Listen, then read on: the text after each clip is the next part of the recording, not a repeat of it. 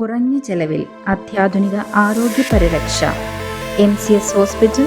V take care of your health.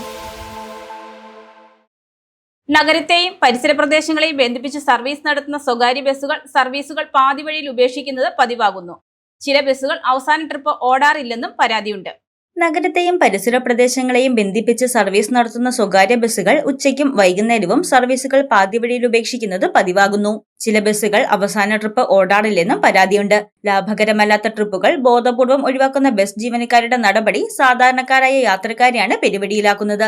Kothamangalam, കാളിയാട് ഭാഗത്തു നിന്ന് വരുന്ന ബസ്സുകൾ മൂവാറ്റുപുഴ നഗരത്തിൽ ഗതാഗത കുരുക്കിന്റെ ലക്ഷണങ്ങൾ കണ്ടു തുടങ്ങുമ്പോഴേ വഴിമാറുകയാണ് പതിവ്.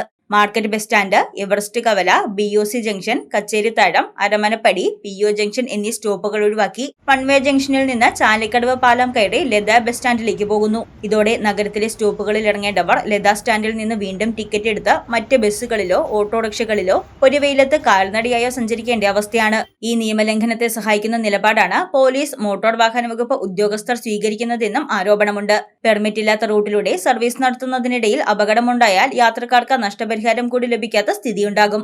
ഇതിനു പുറമെ ഉച്ചയ്ക്ക് കളക്ഷൻ കുറവാണെന്ന കാരണത്താൽ പല ബസ്സുകളും സർവീസ് നടത്താതെ സ്റ്റാൻഡുകളിൽ തന്നെ പാർക്ക് ചെയ്യുന്നുണ്ട്. രാത്രി വൈകി വീടുകളിലേക്ക് പോകേണ്ട ജോലിക്കാരെയും മറ്റും ദുരിതത്തിലാക്കി മിക്ക റൂട്ടുകളിലും അവസാന ട്രിപ്പുകൾ മുടക്കുന്നതും പതിവായിരിക്കുകയാണ്.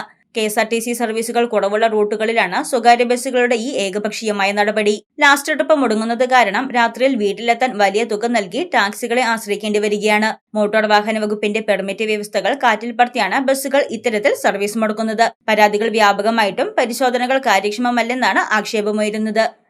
News desk Muvattupuzha news.